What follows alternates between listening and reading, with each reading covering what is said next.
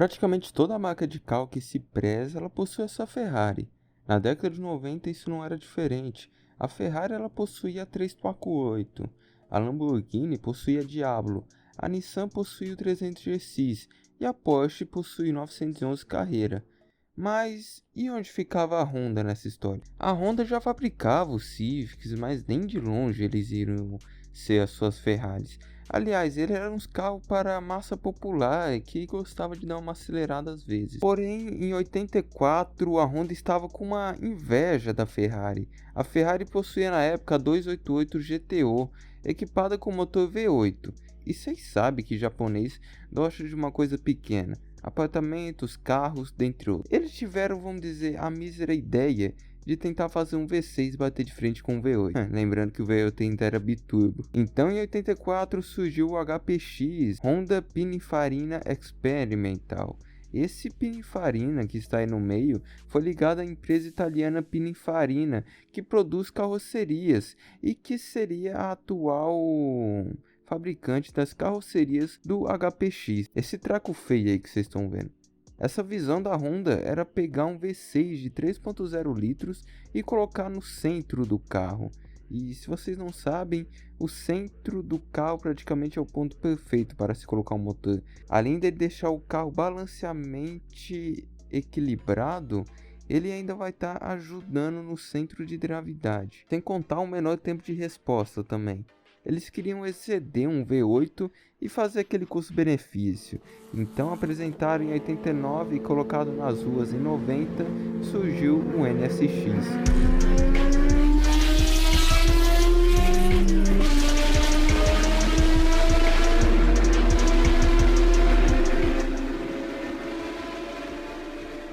O New Sport Car Experimental. E meus caros, bota experimental nisso. Vamos começar pela sua carroceria. Ela era feita em alumínio, que era o mesmo material utilizado nos braços da suspensão e na estrutura de seus bancos. O resultado? O alívio de peso de 200 kg. Ele foi considerado por muitos e pelos japoneses como a Ferrari japonesa. Isso não é à toa. Sem contar que o processo dele era todo artesanal. O NSX foi desenvolvido pela equipe liderada pelo chefe de design Masahito Nakano e pelo chefe executivo de engenharia Shigeru Uehara. E o projeto todo da cabine foi inspirado no caça americano F-16 com um ênfase na ampla visibilidade. Essas linhas agressivas com faróis escamoteáveis, umas grandes tomadas de ar laterais e lanternas que ocupavam toda a largura do carro, elas possuem a mesma característica desde o lançamento e parece que não envelhece, cara. Apenas as rodas que ganharam um novo desenho e uma polegada a mais de diâmetro, né? Que antes era 15 polegadas na frente, 16 atrás, agora 16 e 17. Também foi introduzido um teto removível na versão NSX-T, essa que foi lançada em 95 e recebeu um tratamento aerodinâmico para que o fluxo de ar seja desviado dos passageiros. O interior dele buscou mais um espaço, mais conforto e muita facilidade de uso. O painel completo inclui voltímetro e manômetro de óleo. Os principais comandos estão juntos ao volante e ao controle automático de velocidade e da temperatura do ar-condicionado. Os bancos eles são revestidos em couro e possuem ajuste elétrico. O sistema de som Bose com falantes projetados para um perfeito balanceamento. Os mais próximos dos ocupantes não se sobrepõem aos mais distantes, completando aquela atmosfera interna. Em 94 surgiu a transmissão automática do NSX, um Sport Shift de 4 velocidades, também conhecido como F-Matic, que permitia a opção do câmbio automático convencional ou um câmbio manual, com uma alavanca de câmbio na ponta dos dedos na coluna de direção. Lembrando que nós tínhamos duas designações para o NSX, o NA1 e o NA2. Carros com motor 3.0 LC30A são chamados de NA1, enquanto os carros com motor 3.2 são chamados de NA2. Em dezembro de 2007, a Acura, subsidiária da Honda dos Estados Unidos, anunciou um plano para lançar um sucessor do NSX em 2010, baseado no estilo do Acura ASCC, que era do Advanced Sport Car Concept.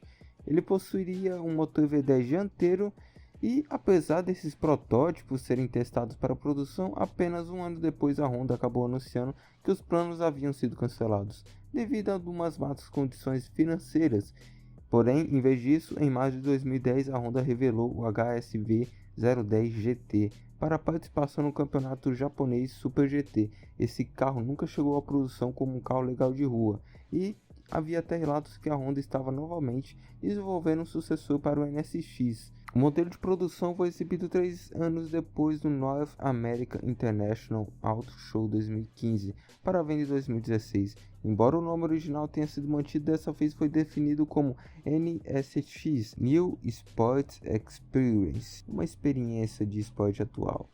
Ao contrário da primeira geração do NSX que foi fabricado no Japão, a segunda geração do NSX foi projetada em Marysville, Ohio, na fábrica da Honda, liderada pelo engenheiro Ted Klaus. A segunda geração do NSX teve uma motorização elétrica híbrida com motor V6 biturbo de 3,5 litros e 3 motores elétricos, 2 dos quais fazem parte da transmissão SHWD.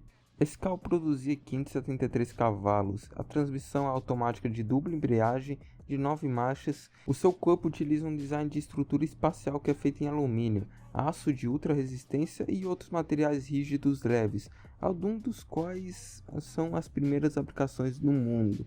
O primeiro veículo a ser produzido foi leiloado por Barrett Jackson em 29 de janeiro de 2016. O proprietário da equipe NASCAR, Rick Hendrick, venceu o leilão com um lance de $1.200.000. Todo o lance foi doado para instituições de caridade. O primeiro NSX saiu da linha de produção em Ohio em 27 de maio de 2016, com Hendrick lá para conduzi-lo. As primeiras vendas da segunda geração do NSX nos Estados Unidos foram registradas já em junho de 2016. Lembrando que também tivemos um NSX Type S, com um aumento para 602 cavalos. Gordon Murray, projetista do supercarro McLaren Fórmula 1, esse aí que acaba nem sendo tão famoso, afirmou que usou o NSX como inspiração para o F1. Após testar a direção de muitos carros de alto desempenho, descobriu que o chassi do NSX tinha um melhor desempenho entre eles. Murray afirmou que o design era monumental. Ele descobriu que o carro poderia facilmente lidar com mais potência e tentou até mesmo convencer a Honda a desenvolver um motor mais potente, porém acabaram recusando. Isso fez com que Murray desenvolvesse Fórmula 1 com motor BMW. Gostava tanto do NSX também que acabou até comprando um para uso pessoal. Ele até mesmo afirmou que o NSX era o seu carrinho querido do coração. Porém, vamos dizer assim, quem é porra de Gordon Murray perto do grandiosíssimo Ayrton Senna? Sim, ele está envolvido no NSX. Ele não só ajudou a desenvolver, como ele fez todo o acerto da suspensão do carro e ainda por cima, vamos dizer, deu tipo um aval para a Honda ainda o comercializar em 89. O Ayrton naquela época ele estava no Japão pro GP de Suzuka, então a Honda acabou até convidando ele para testar o protótipo no próprio GP de Suzuka. Ayrton Senna acabou não gostando da rigidez, mas mesmo assim disse que ele não poderia filmar com toda certeza, pois ele disse que não seria adequado uma pessoa como ele querer dar palpite num carro de rua. Porém, mesmo assim, a Honda acabou ouvindo ele e melhorou a estrutura do carro. Isso acabou até mesmo deixando Ayrton Senna satisfeito depois dessa atualização. Ayrton Senna ele dirigiu um NSX vermelho, que era para quando ele ia para o GP de Portugal. Naquela época ele ainda pilotava para a McLaren e a principal fornecedora dos motores da McLaren era a Honda. Então a Honda sempre cedia esse NSX vermelho para o Ayrton Senna. Mesmo estando em 93 a parceria da Honda acabou, ele ainda pediu para ficar com o NSX, pois ele gostava muito do carro e não queria ele abandonar de qualquer jeito o carro. E ele conseguiu ainda por cima ficar, mesmo a McLaren perdendo o principal fornecedor de motor que era a Honda.